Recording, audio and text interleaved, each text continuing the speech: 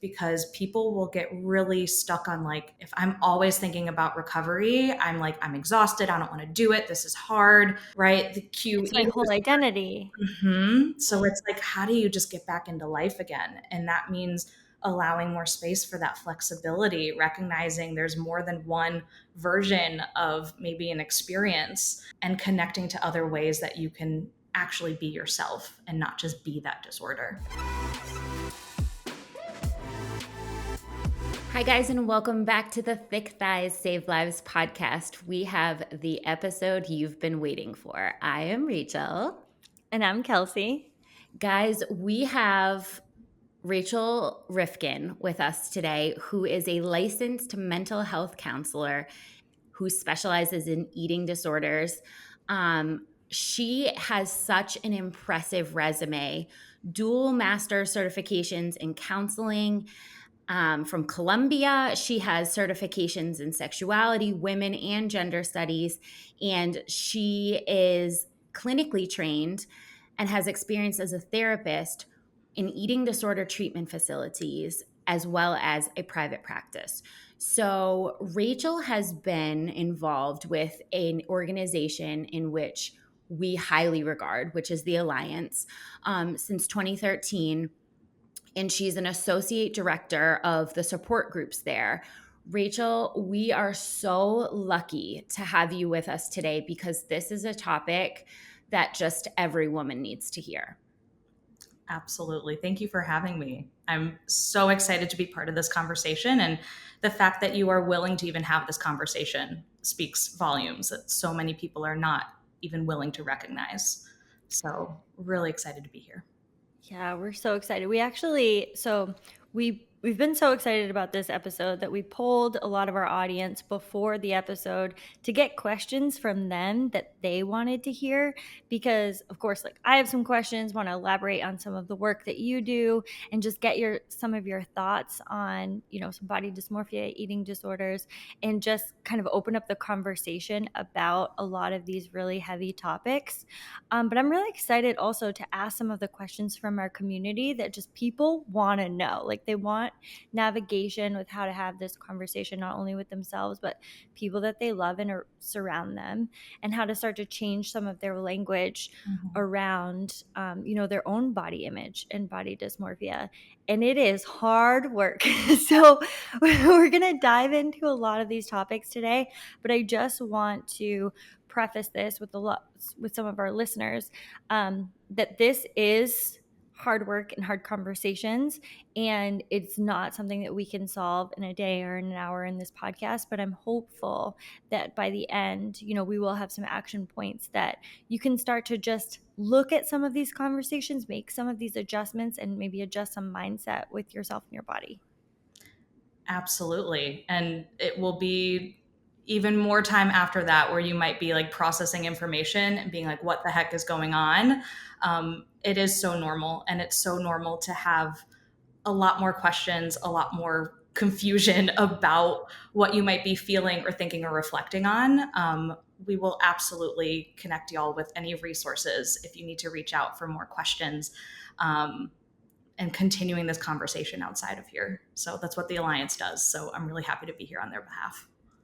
I love that you said that, because sometimes I have a lot of shame or doubt around when I have a conversation, and then like days, weeks later, I'm like, well, but this part, like, I'm still thinking about that one. I'm like, Kelsey, maybe get over it, or haven't you figured this out? But it's totally normal to have some of that like processing just come up and just kind of resurface, whether it might be an interaction with someone that kind of brought up those feelings again, or maybe you just had time to process it. So I kind of want to get into, how you started on this career path and what led you to pursue, this topic specifically. Yeah. So, long story short, I'm recovered from my own eating disorder.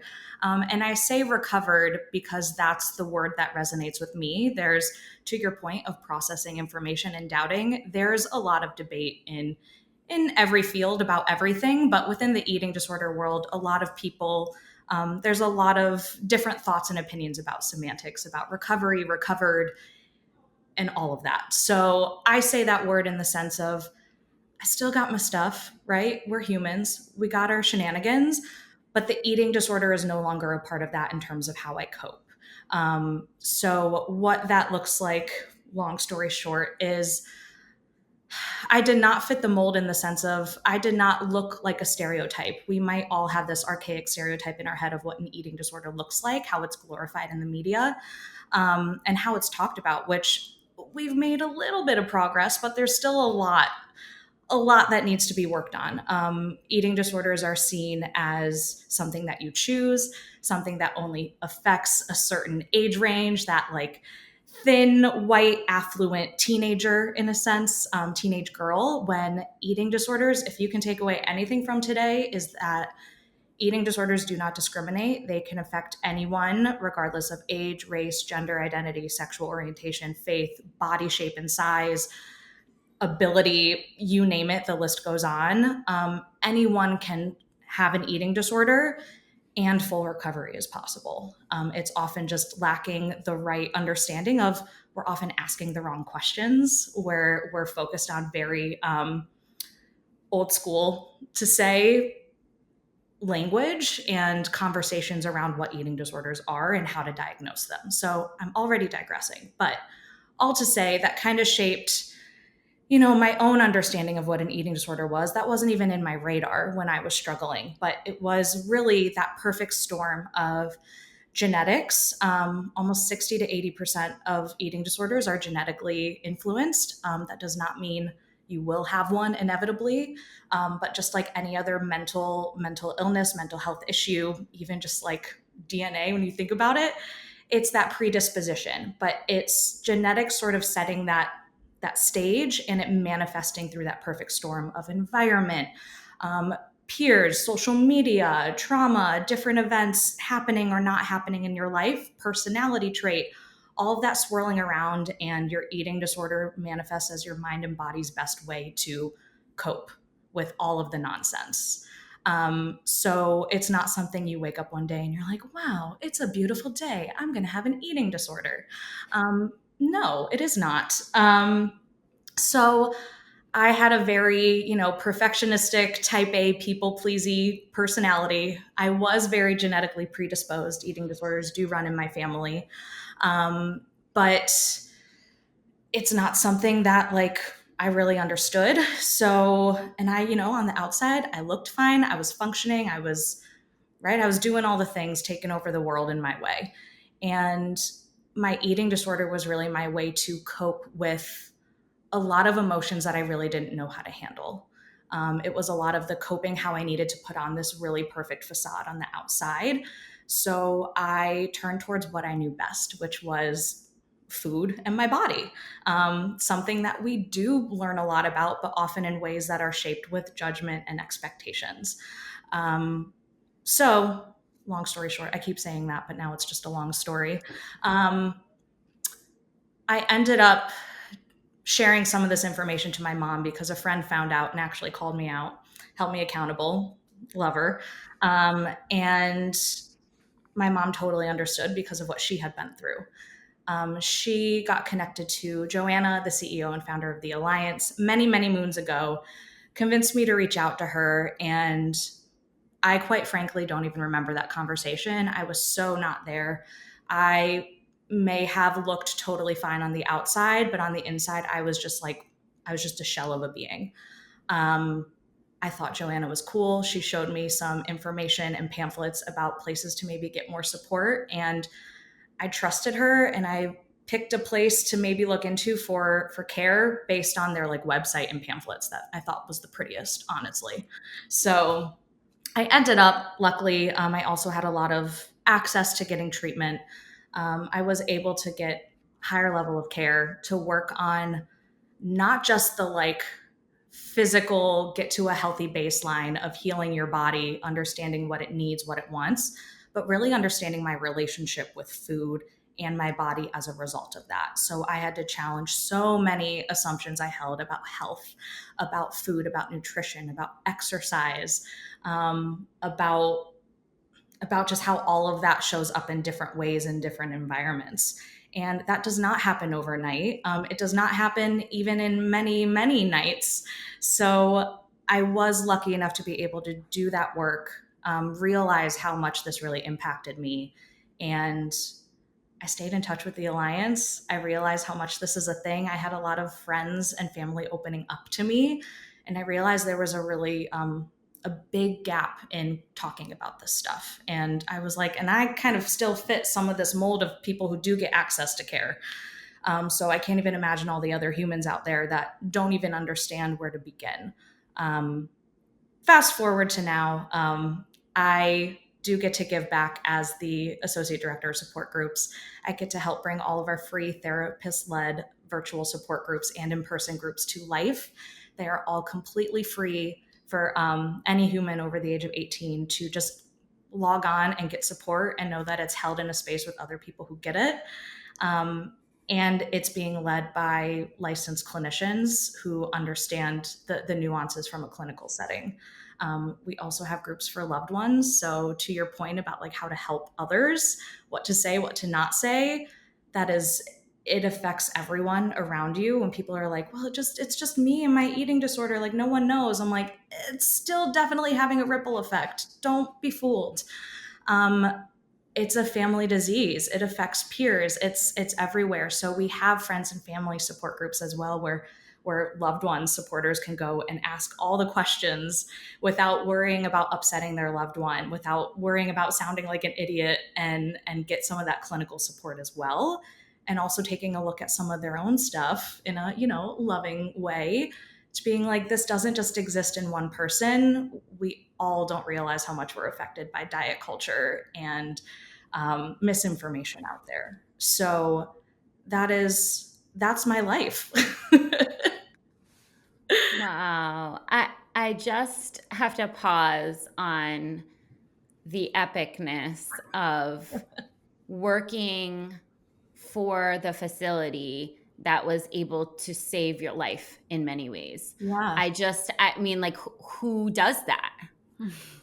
Yeah, it's I definitely had to make sure that I was truly taking care of myself. And I think that's something I recommend for anyone working with eating disorders to begin with, but even in just the mental health helping profession. A Yeah. lot of people become inspired by their own journeys, so they want to give back. They want to then go to school to be a therapist, right? I'm literally one of those people. But it's so, so, so important to make sure you're in a good place in terms of getting your needs met, that eating disorder not even being a part of the picture. Or if it starts to creep in, like, you know what to do, and that's not going to become then a detriment to not just yourself, but your work. That's a very slippery slope for people. So I had to do a lot of kind of calling myself out on like, is this actually the best thing for me and my health and my sanity, my wellness. And I had to also really establish like a life outside of that, like a full social life, interests, passions that have nothing to do with eating disorders and advocacy, which can be hard to do when you get so invested in it. Yeah, that's you had a lot of really great important points in there, and I just wanted to highlight a couple of them. One being that a lot of us have this idea of what an eating disorder looks like and how you qualify for having had an eating disorder. And I know a lot of people who are listening have struggled to even self identify, even though they know their history, they know their journey, but they don't fit some either body aesthetic Mm-hmm. to have had an eating disorder. I wasn't thin enough to it have been an eating disorder. And I had personally done this with myself in the past because I had an eating disorder and for years never recognized it. And then it took on different shapes Mm-hmm. because once we move into kind of a health and wellness space, different types of eating disorders are healthier Mm-hmm. and they're really pushed in a really health conscious way. And even though you're obsessing over food, you're like, well, this is really healthy for me. Like, is it really healthy or is it a different form of an eating disorder? So sometimes they can take on different shapes. And it isn't until like sometimes years later where you look back and then you kind of question your own sanity, like, well, was it an eating disorder? Was I ever thin enough for it to be? That, like, let's just throw it all out the window, because a lot of us are having a really hard time looking at the truth for what we feel and what we've experienced, and how we can take that and move forward with it, because we're like holding back that we weren't like good enough at our eating disorder. Like, Yeah. which like resonated with me when you said, a really type A personality of like, these are the things I can control. 100%. Like, you identify the things that you can control and how you can present to the world, and you hone in on those, and you're like, well, I must have not been really good at my eating disorder. Like, which is so toxic in itself. They're sneaky and competitive little turds. I have no other words except that. And that's something we actually find time and time again in a lot of our groups, and in, groups that I've run in different settings.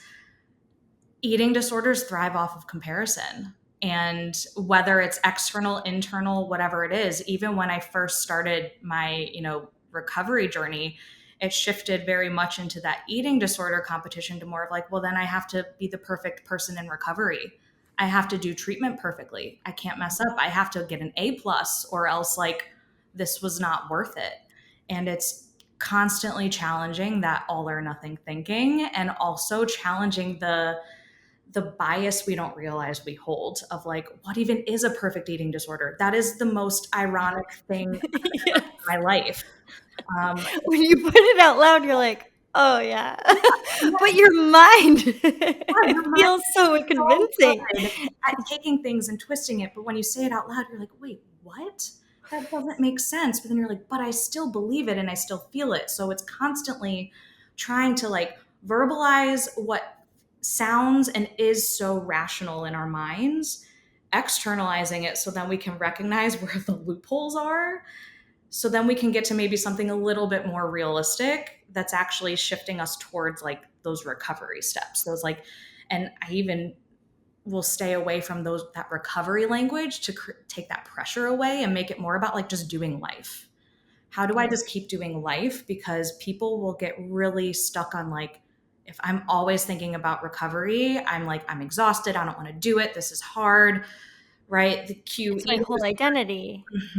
So it's like, how do you just get back into life again? And that means allowing more space for that flexibility, recognizing there's more than one version of maybe an experience, and connecting to other ways that you can actually be yourself and not just be that disorder. I think, it's already, we have so many women, I think, like shaking their head and realizing that maybe they want to think about their disordered eating patterns or some of their disordered eating behaviors a little bit more seriously. And I think that that's just the whole point of, getting this out there. And this conversation is just, we all just want to take a look. And I just want to also, congratulate you on the incredible amount of triggering that happens when you work in the field that you are recovering from. Yeah. And I just think that like I had a question about how triggering that must personally feel for you. And we know therapists experiencing secondhand trauma from, their patients, and just constantly talking about this and being around it.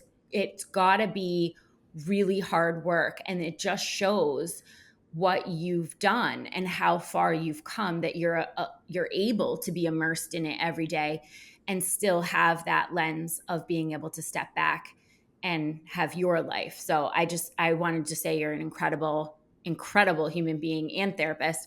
I want to talk for a minute about body dysmorphia, because I think that's another sort of misunderstood area of eating and body image. So this has been getting a lot of interest from our community. Could we get a basic definition of body dysmorphia, so that, and I know that kind of goes against what we just explained, there's no one person that fits this, right? But if we had some idea of how to define this, maybe we could get a more deeper understanding of what it actually is. Totally. And a basic definition actually doesn't go against it. It actually helps challenge a lot of the like in the box criteria that we often feel like we have to fit to apply. So, yes, short answer. Body dysmorphic disorder is a mental illness that is very obsession and compulsion focused. So it's actually categorized in the DSM, which that's another podcast of information I have feelings about, but it's categorized from a Therapist. diagnostic. They're like, well, the DSM. Yeah, the DSM. It is an obsessive compulsive related disorder. So it is in that OCD category. But where those obsessions and compulsions are is focused on a perceived flaw in appearance. That could be a minor flaw, it could be an imagined flaw. So the biggest thing is this idea that there's a disconnect from reality, and not in the sense that it's like, ooh, I don't like how I look, or I'm having, distorted body image of what I'm seeing looking bigger or smaller. It's like a complete inability to see themselves objectively and fixating on particular body parts. And it's where it deviates from that eating disorder piece is it's often something that is a lot harder to change, quote unquote, like your hairline or bone structure or skin, or those are kind of the big ones that we often see, or maybe a specific body part, your calf muscles, your stomach. So you're looking at the self more in parts rather than as like a whole entity. So, and because of that, you're unable to see yourself as like objectively and in reality. And it creates a significant amount of distress. So that level of distress, anxiety, depression, where you are constantly checking yourself in the mirror, constantly asking for that reassurance, even though that reassurance actually enables it. Also, your whole schedule, even your whole lifestyle might be focused on trying to quote unquote fix that part, when in reality, everything doesn't actually fix it, because it's also something that is perceived in a very inaccurate way. And then it also takes you out of your life. So you're saying no to social events. You're disregarding anyone else's right thoughts, perspectives, feedback. And we see this a lot in the fitness and exercise world too, in relation to wanting to have particular muscular builds or look. It can also lead to a lot of people having a lot of plastic surgery and medical procedures to change their appearance to meet what they want it to be, what they like conceptualize it should be, but it's still not going to match. So it's not just someone who's like, I want to look younger, I'm going to get Botox. Or like, I need to get Botox because of something. It is solely to fix this thing that they see as wrong and needing to be changed, and it never really hits that mark. So it ends up actually causing a lot of medical complications, and then a lot of, ironically, they end up looking a lot less like themselves, even more from the outside. I think just as you were talking, I hope because a lot of the questions we have this, massive health and fitness group, and so many of the questions that we get are really focused and hone in on a specific body part that women are looking to, like we've talked about spot training, like you can't spot train, like, we're our whole focus is like, can we look at the whole body functioning together? Like nothing is working in a vacuum, but nobody really wants to hear that. Like diet culture is really on the other side of that, because all of the videos that you watch say things like, well, your bat wings, like this is how you get them to go away, or you have too much cellulite, this is how you get this to go away. And the culture is so hyper focused on some of these specific body parts and how we can change or adjust them. And then no wonder, as we start to examine, just as women and humans who live in this planet, our bodies, we start to hyper focus on some of these body parts. And then they become what I really want to like just kind of uncover here is they really become such a soul focused. You start to think about it not only when you're at the gym, but when you're choosing, what meal you're going to have that day, when you're choosing like, I need to put a sweater on because I can't show my arms. Like my arms are my specific thing, my bat wings or whatever it is that you're so focused on, it trickles its way into every aspect of your life. Well, maybe not every, but most. And you see it in the language. You see it in like, oh, you take a picture, not from this side. I can't show that specific part. Or I'm going to hide behind this, or I can't show this in this way. And it really becomes this like thought process that's constantly going. And it's just taking over the important thoughts you could be having in the day. We could be having such brilliant ideas, but we're Could have solved world hunger, was thinking about my bat wings instead. Exactly. Damn it.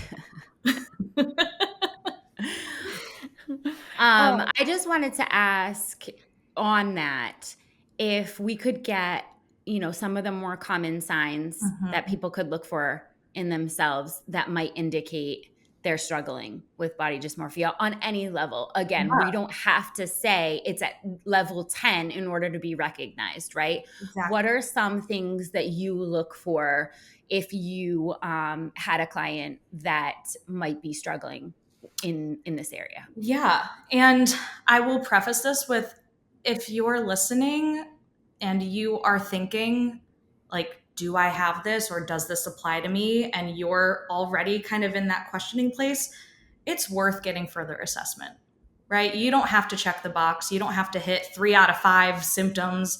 You don't have to have an official diagnosis, especially because it's often misdiagnosed because of that eating disorder overlap.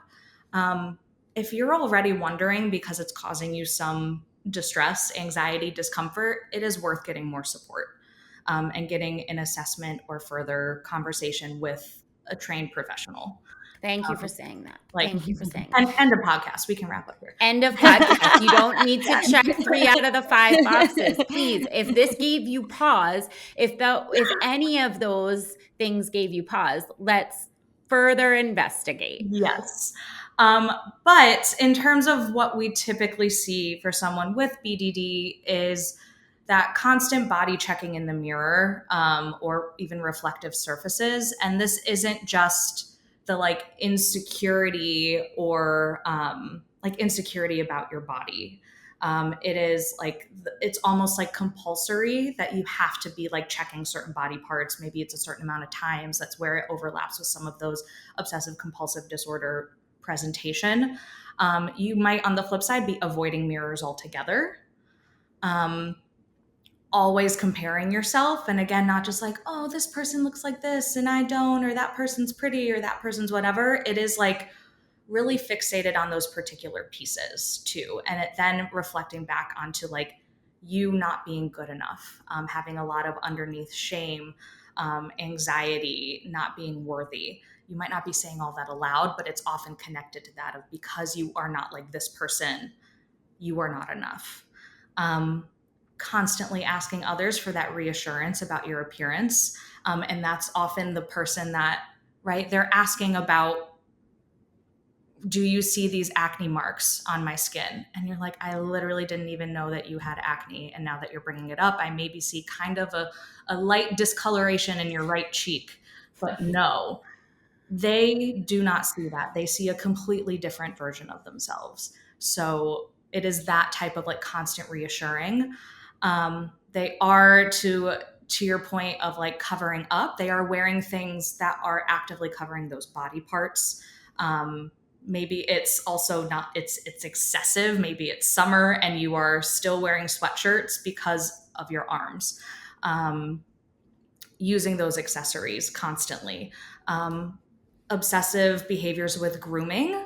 That might be self-care routines. I say self-care lightly. And then also from like fitness exercise. This could be someone that is at the gym all day, every day, just to work on, I keep using calf muscles as my reference because that's muscle dysmorphia is a really common subtype of body dysmorphia. And we actually see it really commonly in men. And that's the number one plastic surgery request for a lot of male identifying folks is to get calf implants. because of I that. recently learned this. I was like, you guys are all looking at each other's calves? I was like, you guys know women aren't looking at that? Or like... And the way fitness has evolved, to your point of diet culture being sneaky, we've changed a lot of the narrative of body shapes that are quote unquote healthy being less about like thinness and being more about like fit, quote unquote, and like I don't know, fit and active and moving. So that also expands this whole perception of like, okay, what does that look like for someone who's a woman? Right? It's not just a particular subtype now. That kind of jumps into a lot of that muscle dysmorphia that you see with a lot of women that are really into that fitness and quote unquote health, but it's taken to that level that becomes obsessive and no longer healthy. Um, that jumps to plastic surgery is a big thing that you might see, constantly changing your appearance, trying to fix it in a sense, picking at your face or your skin. And then also complete isolation, like refusing to leave the house, refusing to go to certain events because you cannot be seen the way that you perceive yourself as. And it can increase or be connected to increased anxiety, depression, even suicidal thinking, because it is so unbearable to live in that experience. And I just want to be mindful of that overlap where body dysmorphic disorder is not an eating disorder. It can be connected. You can experience body dysmorphia with an eating disorder.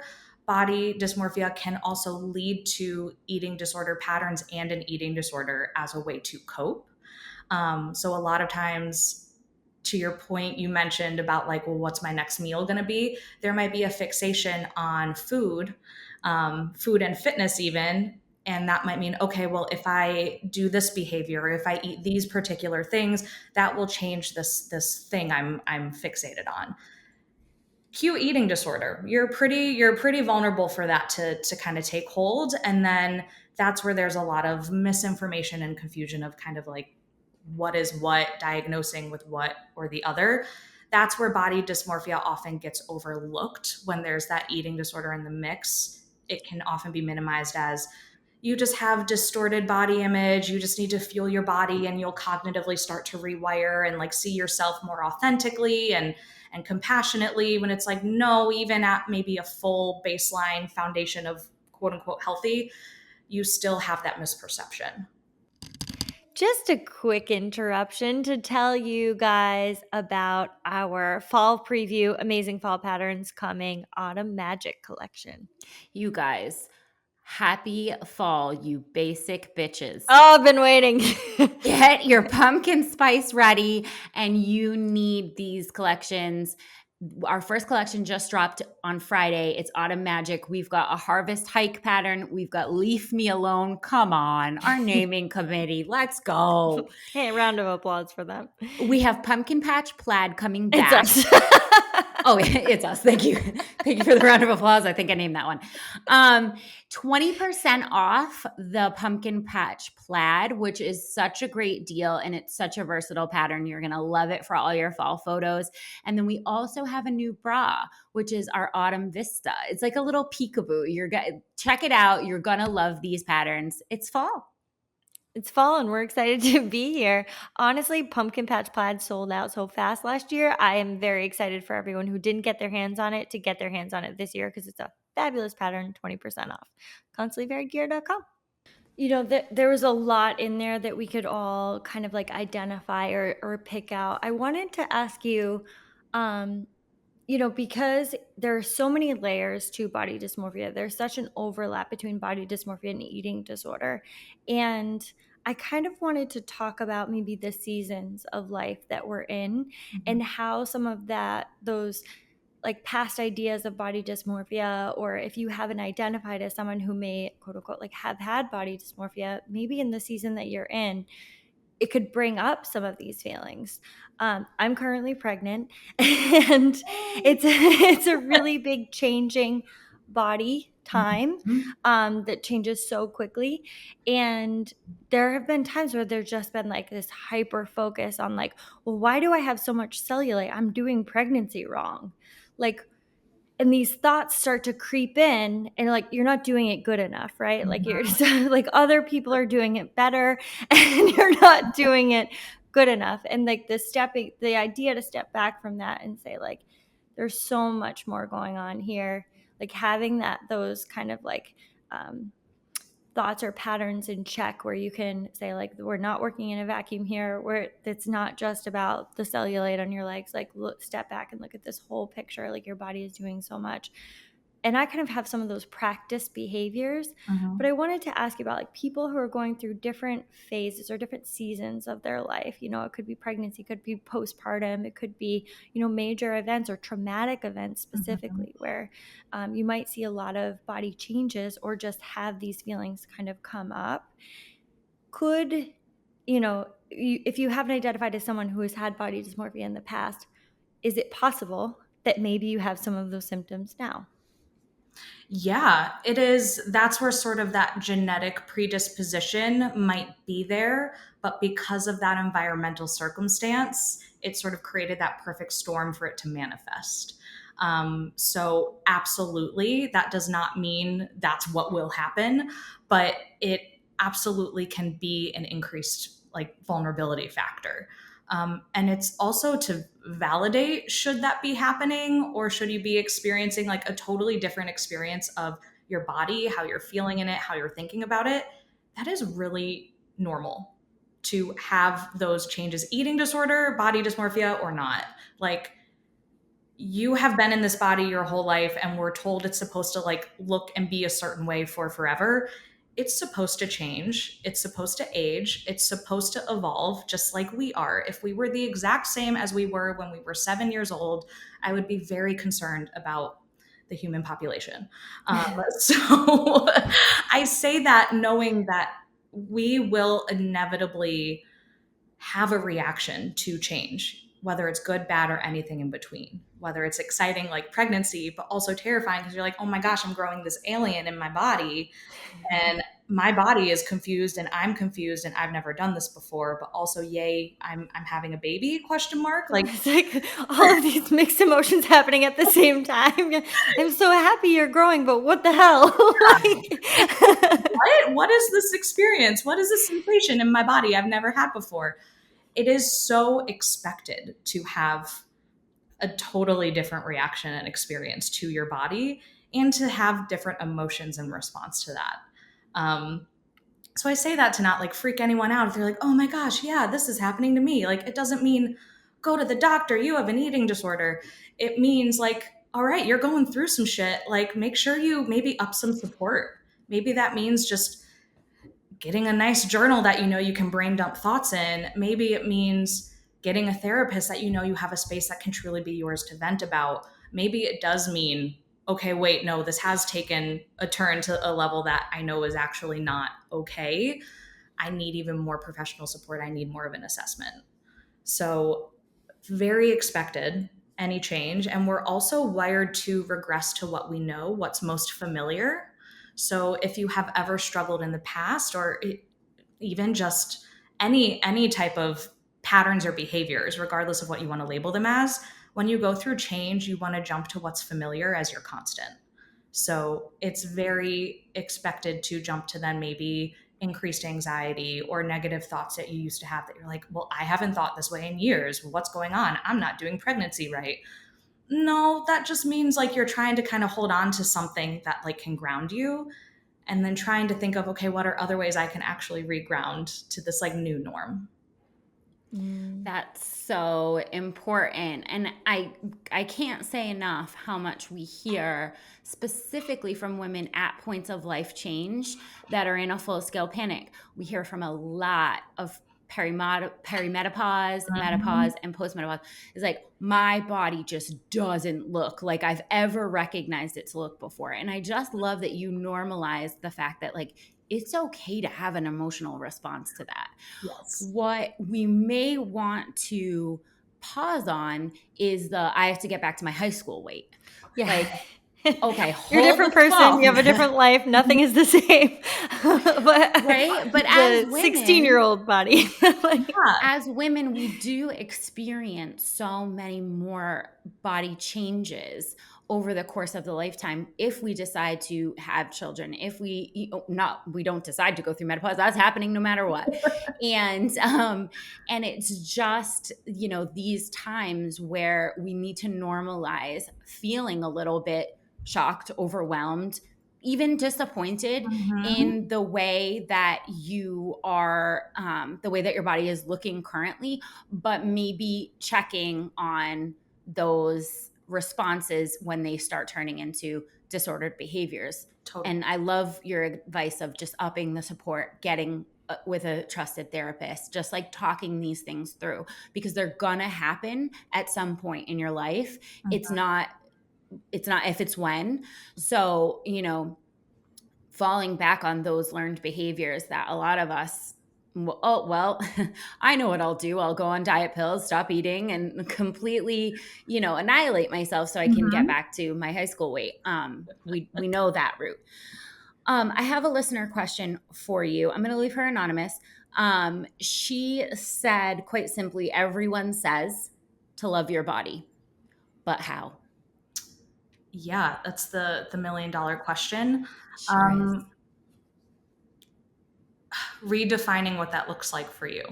Because when you hear it as, oh, just love your body or positive body image and like, yay, cool, I'm beautiful no matter what, like that's a trap.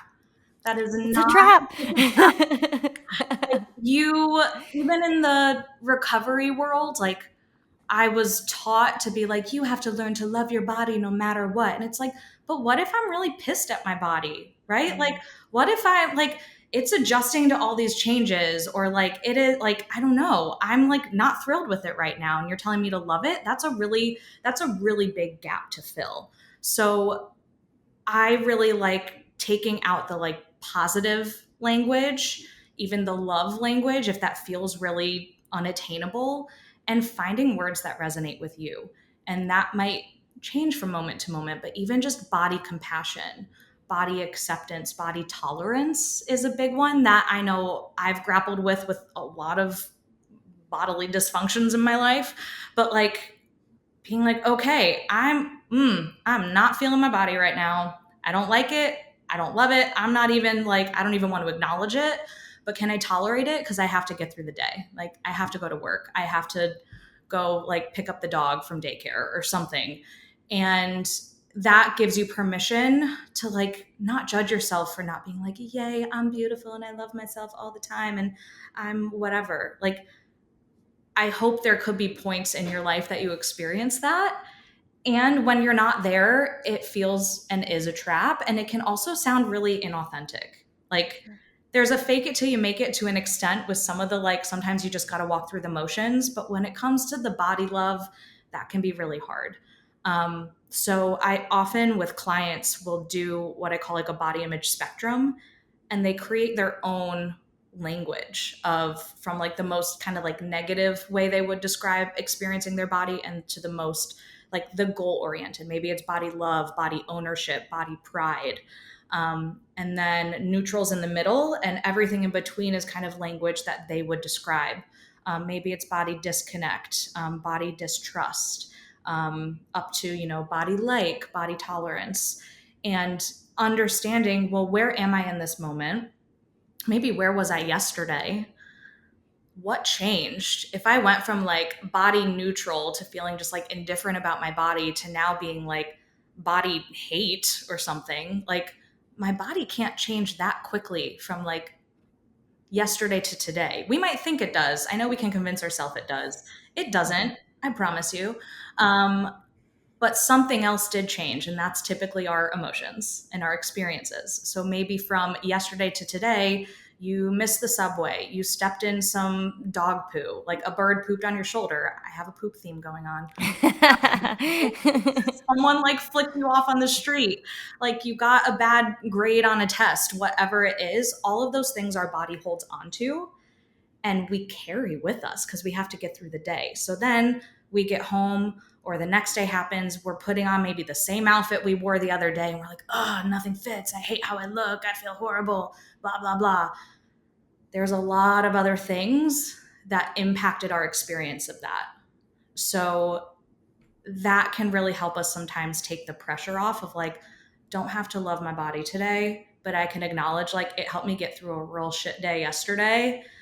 And maybe today just needs to be a breather day where I don't even like think about it. I also like this idea. In order to often get to a place of accepting or love, we sometimes have to let a lot of things go.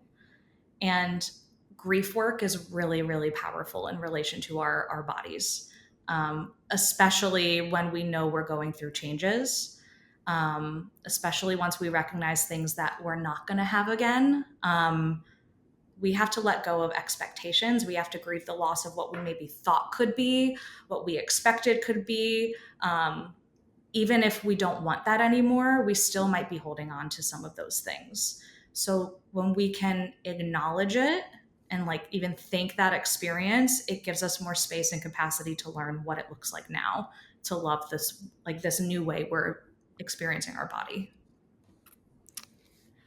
I love both of those exercises for everyone listening to kind of figure out where you are on the scale of like loving, liking your body, hating it. Where are you today? And like, how does that change? Like, how can we look at how that changes? And I really love how you brought up that our body is holding on to all of our experiences. And it shows it in so many different ways, and in ways that we don't even realize or recognize sometimes. Mm-hmm. That, it could be an argument with someone, or it could be some tension around this experience or whatever it is. And we're holding on to that all in our bodies. And even if we're like functioning on a great level, whatever, it just may manifest itself or show itself in so many different ways. So it's really important to kind of see where you are on that gauge and see how that might change from day to day, or how we could, if it doesn't change much from day to day and you're really stuck in this kind of like hate your body place, like how can we move like small steps towards neutral? Like how could we take some of those steps moving forward? Yeah. Sometimes the first thing is, like you said, just even recognizing, where am I? Because if we're trying to tell ourselves we're in a different place than we are, we're going to keep clashing with ourselves. We want to go from hate to love. Yeah. It's like, that is not authentic. Like, no, that doesn't work. I often, so you acknowledge it, you kind of figure out where I am. It can be helpful to zoom out a little bit of, can I just take one step forward? What does that look like? What would need to change to get from body tolerance to even body respect, body acknowledgement? And maybe, right, the emotion piece might still be the same. I'd be like, I still don't like my body. Great, you don't have to. But something has to shift to go from tolerating it to like having a little bit more respect for it.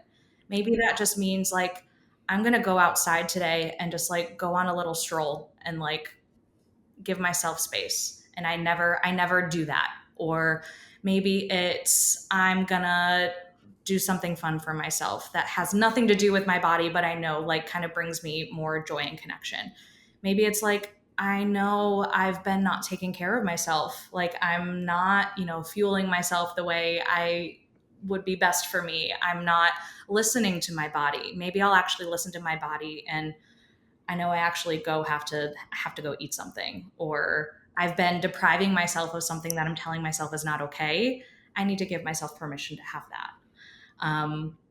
It can be, that might also feel too overwhelming. So thinking about like, what are really realistic tools or steps, as small as they might seem in the moment, but that you can keep practicing. So then those steps really build up to bigger steps, to leaps.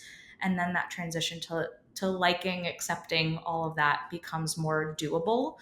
And also back to the grief on the flip, like on a different angle of grief, sometimes giving yourself space to have the temper tantrum of like, you're not yet there. You're trying to love yourself. It's too freaking hard.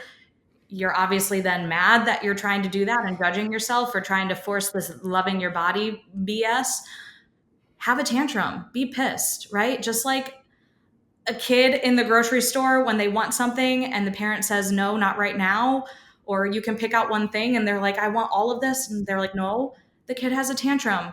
but then eventually they stop. Eventually they fall asleep. Eventually they forget about it, or they have to have that tantrum to release their emotion, because their emotion is valid, even if you're like, what the heck is going on? We have to do that for ourselves too. So have the tantrum, hopefully in a safe, appropriate-ish environment. Me is often to my spouse. But like having the tantrum, like, this sucks. This isn't fair. Why can't I just do this? Give it that space. You're like, okay, cool. Before it turns into ruminating and beating yourself up, now you can look at what is that next step. And maybe it's just, all right, I'm going to journal about this and like journal the shit out of all my feelings, and then maybe look at this tomorrow. Tomorrow's another day. Tomorrow's another day. It always is. I feel I've done some work in this area, and it's helpful for me to come back to the same mantra that I always go to when I'm having a difficult time with the way I look, or the way my body looks, or how I look in an outfit, or whatever, anything that has to do with my physical appearance. I just come back to like, well, yeah, I mean, I'm not happy with it. It doesn't look great, but good thing it's not my worth. Mm-hmm. Good thing. Yep. hate you, face. But it actually doesn't change how much people in my life love me and how much I'm worth to the world. Yep. So you can be ugly all you want, but I'm still here being worthy. And even challenging when it applies, because sometimes we're like, I'm not here to be challenged, leave me alone. When we're even trying to acknowledge that, getting curious with like, okay, where the heck did this come from that I now all of a sudden, because I feel this way, I'm ugly, right? Where does this standard even come from?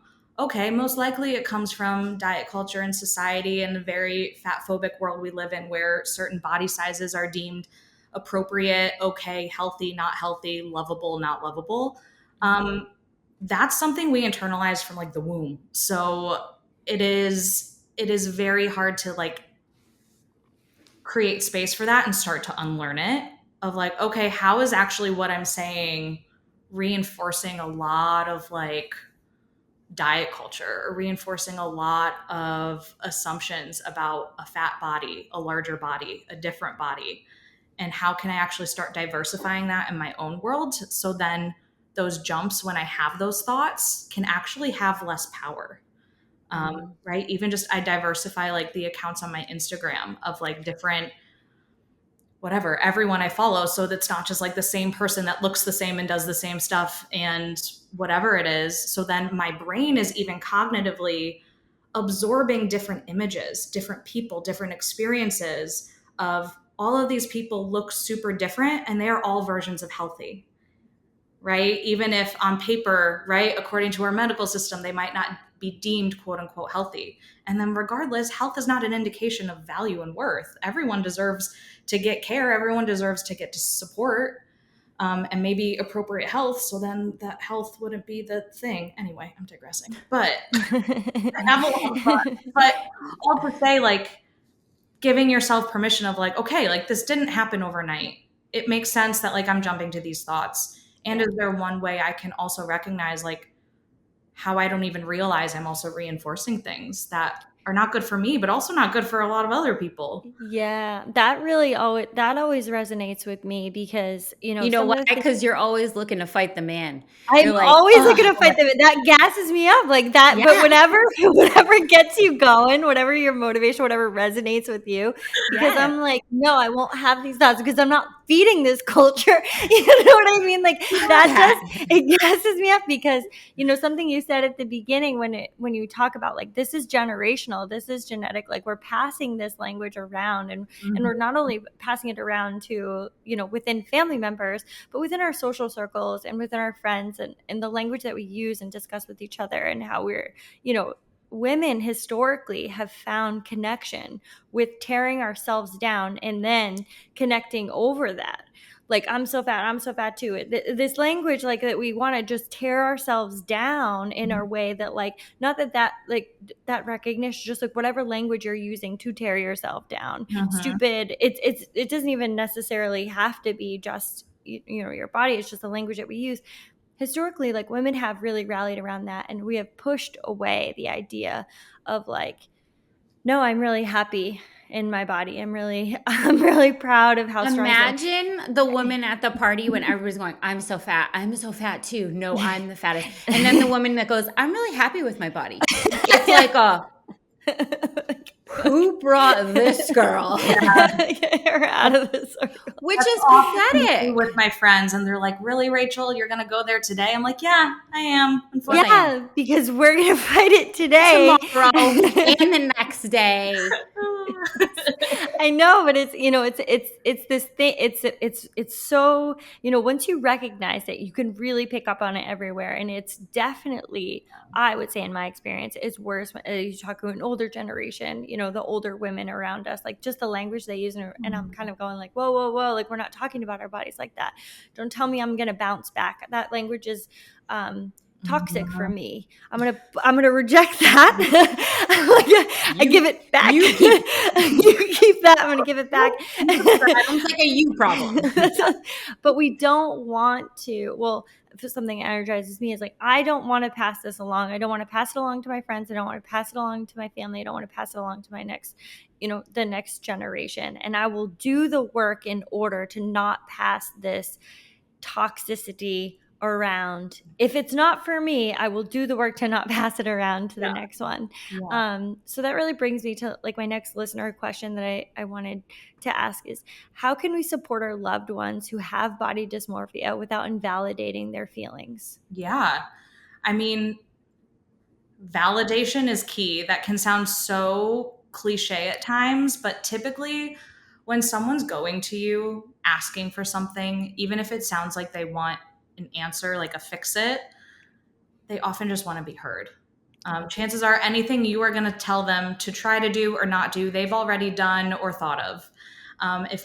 The best way to think about that is when we often go to someone to like just talk about something, get it off our chest, it's human nature for that other person to hear it and jump to solutions, jump to the fix it. I think we've all done that as the listener. I know I do that all the time.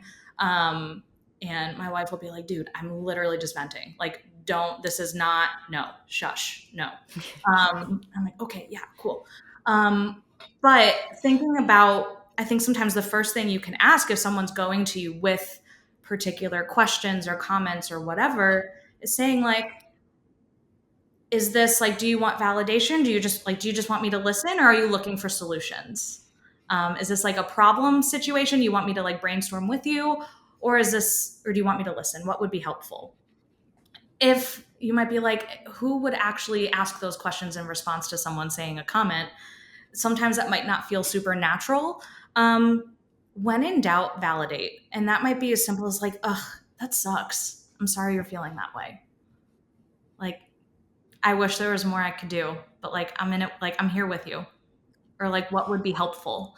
And especially with body dysmorphia, anything, if they're looking for that reassurance, that's going to enable them to continue that pattern. So the more, if they are asking for this reassurance of a body part or looking a certain way, sometimes you can say like, I wonder what else is going on. Or like, this sounds like it's really tough. Like, I'm sorry that this fixation is happening. What would be helpful for you right now? And they might say like, I don't know, or just tell me this. And you can be like, okay, I don't know how, like, that hasn't felt helpful in the past. I want to make sure I'm not engaging with this. Or you can also respond with very little energy. If it's also this like, I don't have the energy, I can't put up this battle right now, and they're saying something, you can just acknowledge it and be like, yeah, sure. All right. But like, let's move on. I don't want to give it the energy. I actually care more about how you're feeling. I'm saying all of these as like some ideas, knowing everyone is also going to be different. I am the example of one brain and one therapist. Different people in the field, different people with these experiences will have different ideas of what helps. And in different moments, you might choose those different responses. Yeah. So I know, and this is not in relation to body dysmorphia, but even if I'm in one of those moods where I have tried on everything in my closet and I don't like any of it, and I have to find an outfit for whatever thing I'm going to, my partner will simply ask, like, what do you want me to do in those situations? Or like, is this a like, what type of vibe is this right now, to know? Because like she could very quickly say something and I'm like, I'm gonna punch you in the face right now. No, that is not what I wanted you to say. Or I can be like, why didn't you say that? I'm um, in that moment right now. I'm like, you so don't rush me, don't talk to me. I'm just sitting on the floor of my closet, nothing fits. Get everything is out. wrong.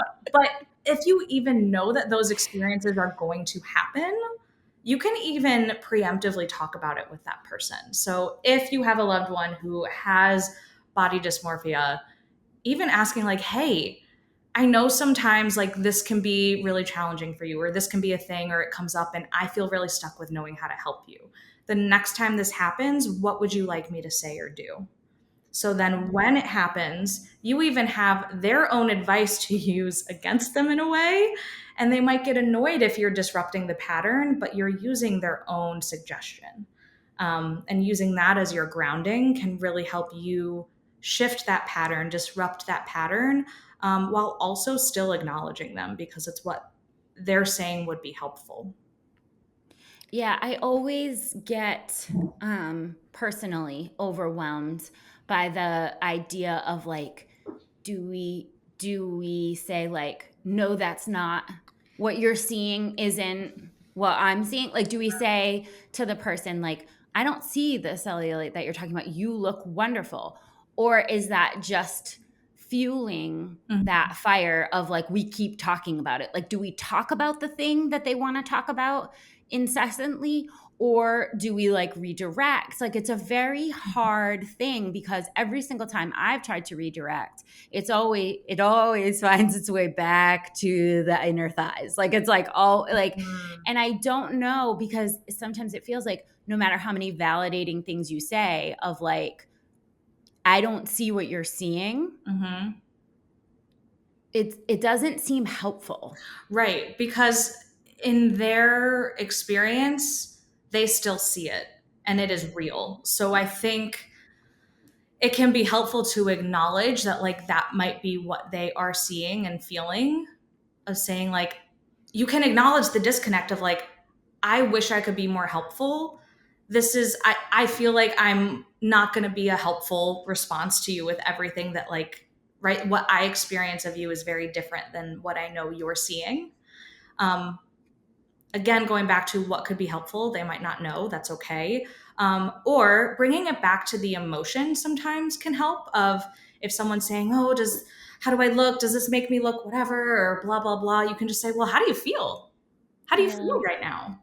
When someone's right trying on clothes and they're always like, "Oh, does this make me look whatever?" You're just like, "Well, how do you feel in it?" I Right? love that. Can you dance at this party that you're getting this outfit for, in this outfit? Can you like move your body and feel good and not feel like you're fidgeting with it? Like, do you feel sexy? Do you feel good? Or if they're like, no, okay, well then maybe this isn't the best outfit for you. Take it off. Yeah, take it off. Yeah. I'm doing that. Hates Because it. it's the outfit, not you. The It's outfit, the not you. outfit. Always the outfit. So bringing it back to the bigger picture, because again, also a lot of the work with challenging body dysmorphia is going from a singular focused item and zooming out to the whole person and the whole functionality and experience. So taking the power away from that one thing, being like, okay, so other than that, how else are you feeling? That sounds really tough. Or like, yeah, I hear you. I wish I could be more helpful. And like, I honestly don't have, like, I know anything I say might not be helpful. So what if we zoom out? Like, how else are you feeling otherwise in your body? Again, there is no perfect answer. As a supporter, you will screw up. You will say the wrong thing. That is okay. That is part of it. Um, do not give up. And also, it's okay to, it can be really helpful sometimes if you're feeling really stuck. Like what you were saying, Rachel, with like, I feel like anything I say, it just like doesn't work. You can also let them in on how you're feeling, because they also forget that like this affects other people, and you can make it about you in a way that's actually really helpful for them, of using those I statements of like, hey, I really want to help you in those moments. Like, I see how difficult it is for you to leave the house and go to dinner with our friends. And like, I wish I had a quick fix for you. And I wish anything I could say could help. And in those moments, I get really tongue tied. Like, it's really hard for me. And then I become really anxious with you because I don't know how to support you. And then it's hard for me to even like enjoy our time together when I just want to be hanging out with you. How can we maybe figure out like a better game plan for me to be more of a support? Or is there someone else we can bring in, or kind of being able to brainstorm and bringing it in with them rather than it feeling like, oh, you're being so irrational and I don't see anything you're seeing and you look fine. Oh my God, let's go. That's kind of combative. Right. Yeah. Right. Yeah. So making it about your experience, because no one can invalidate someone else's experience, anyone else's emotions and experiences. They can try, but it's your experience. They can't be like, well, that's not true. You're like, no, I feel anxious when I'm trying to help because I want to say the right thing. And I know that can be really, really hard to do. Partners everywhere. You look fine isn't gonna cut it.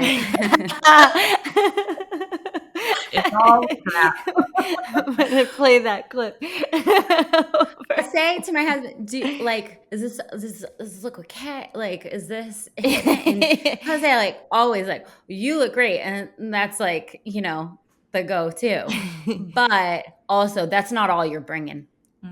You're bringing a lot more than that. So that's one part of all of the things that you're bringing, and just remember that, like, you are not this like piece of meat that is going on display. Like, and that can be a helpful thing to reinforce in the moments where that's not what's like being talked about. Yeah. You are around someone and you know this is really hard for them, and maybe you had a day with them where they were so much more present and not fixated on their appearance.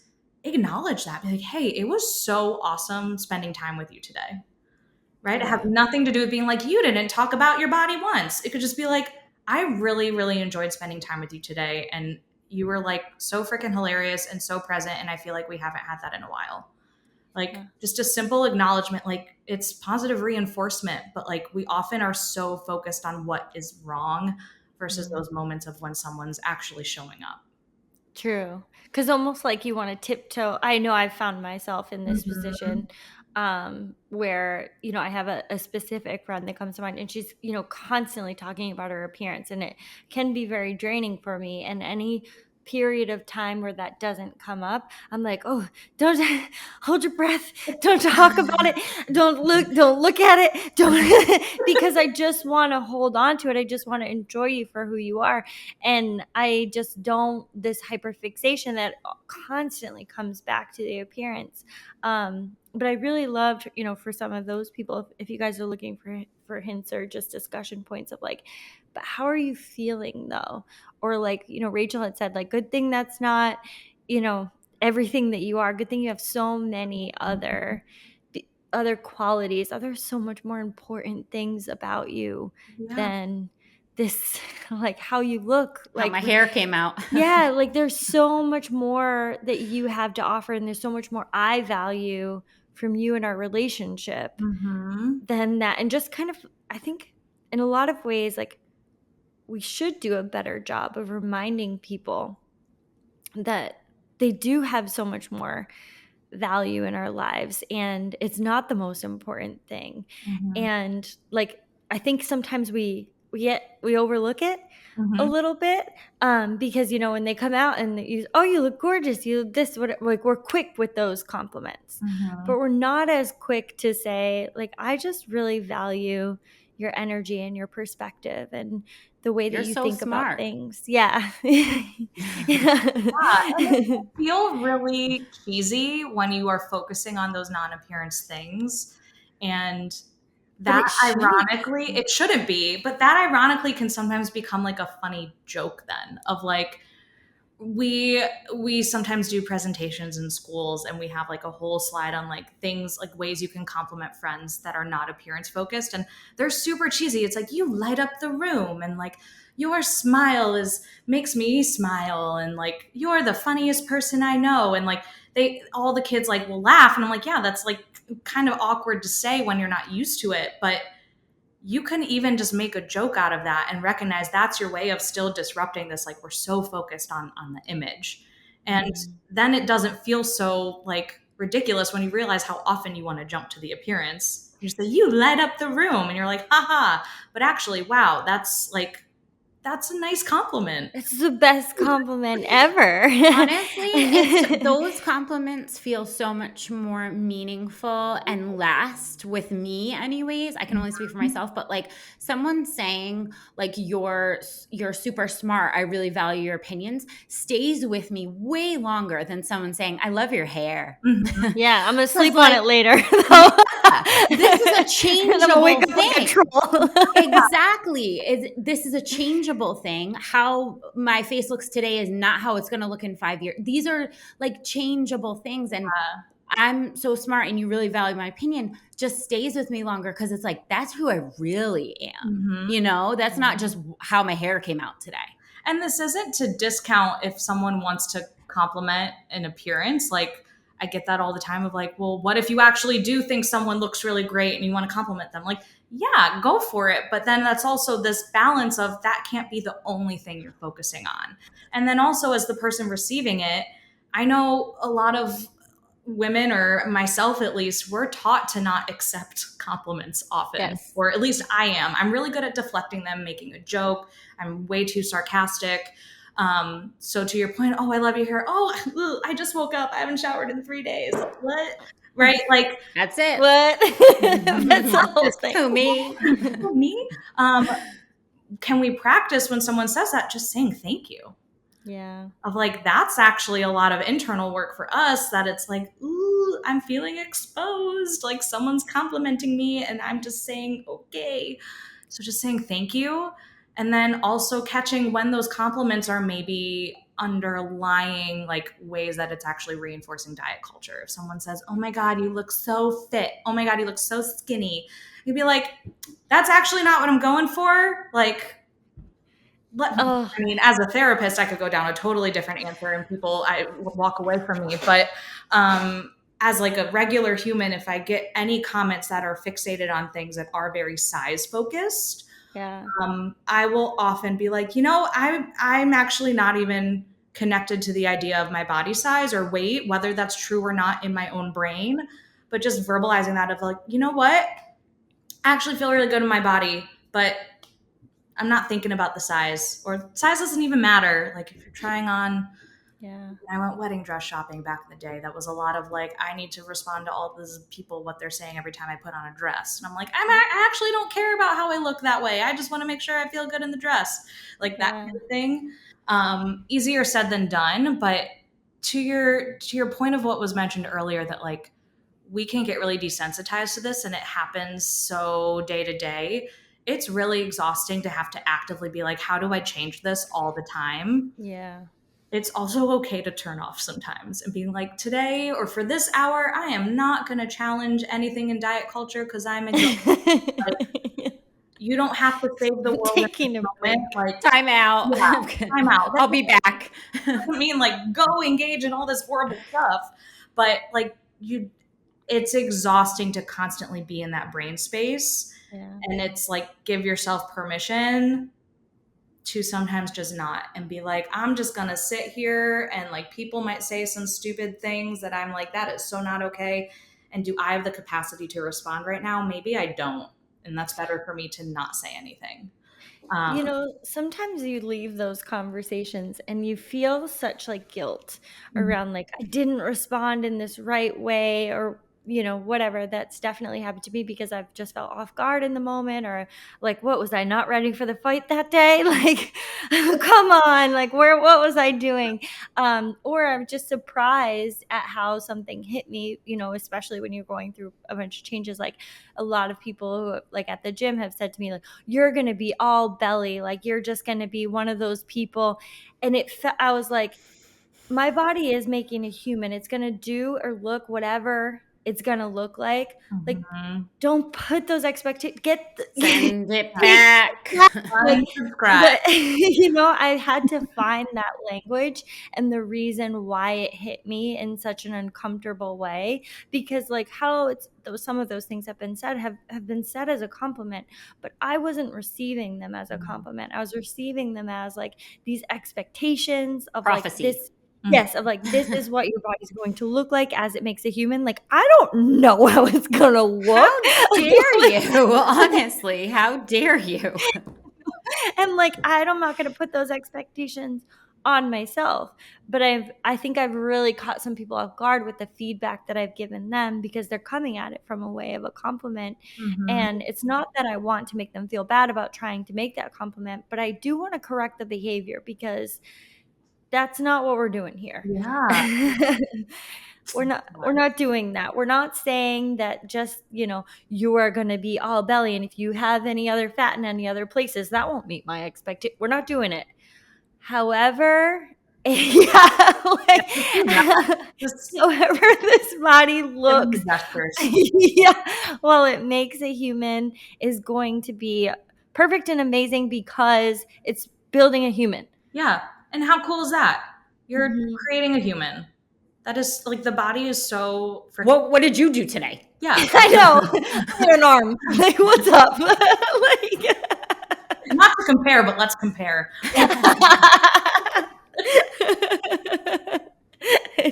Sorry. Oh, no, I love it. I love it.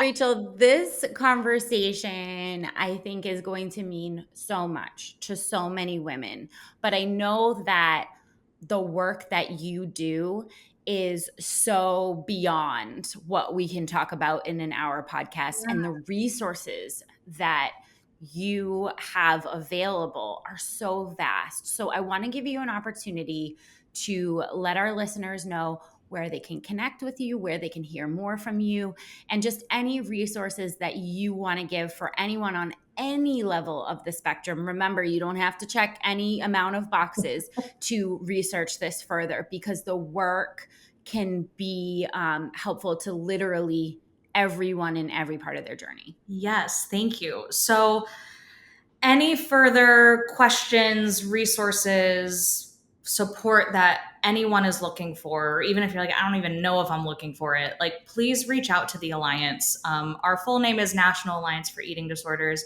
Call us the Alliance. It's a lot easier for your brain. We are the leading national nonprofit that does all things eating disorders support, referrals, and education.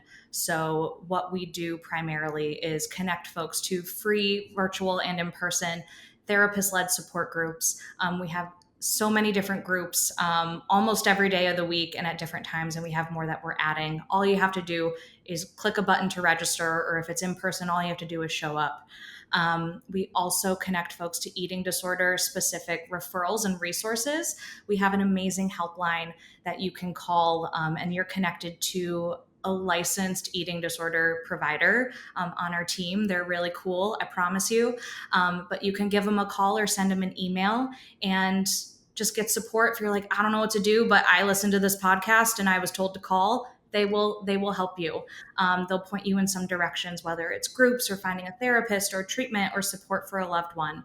And we also go out into the world and we try to do a lot of education and training, especially for healthcare workers and other providers, of what eating disorders are, what they're not, what to say, what not to say, and so much more. And we try to make it as accessible and affordable as possible. So to reach out to our referrals helpline, you can call 866-662-1235. We're open every Monday through Friday from 9 a.m. to 7 p.m. Eastern, manifesting even more hours of openness.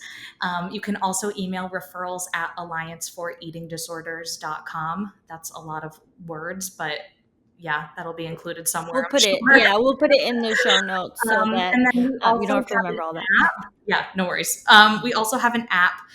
It's called Find ED Help, and it's really user friendly as the app. If you download it, it can connect you. You kind of plug all the info that you need, and it can narrow down some different individual or treatment programs out there for you based on insurance or location. And our helpline works directly with that database. And then any questions, you can also just reach out to the Alliance, our info email at alliancefreedomsorders.com. All that, and then you can be connected to me through any of that as well. So we're happy to help however we can, and just so anyone listening can take away with that, you're not alone, and it's possible to get to that place of feeling okay and recovery being possible. Rachel, you are doing such important work that like it's incredible, like having all of those like free resources, just availability for so many people at the edge of their fingertips basically, is so important. And just like thank you so much for the work that you're doing. Education with health workers is like, wow, that's so needed. And so needed. You run into that so much. It just reinforces these same things. But thank you so much for all of the work that you're doing, because it's so important and it's so valuable. So I'm just thankful. Got to give a shout out to my team, because they're doing so many different things. We're all working together and just trying our best to help as many people as possible. You are. We're honestly just thankful to be able to have you on the podcast and share this information, because I'm just like, man, we're so lucky to be able to just shout this to so many women. It's so important for them to hear. So definitely, guys, check her out, check out the Alliance, and there's so many resources there for you. And thanks for coming on the podcast. Yeah, thank you. This was awesome.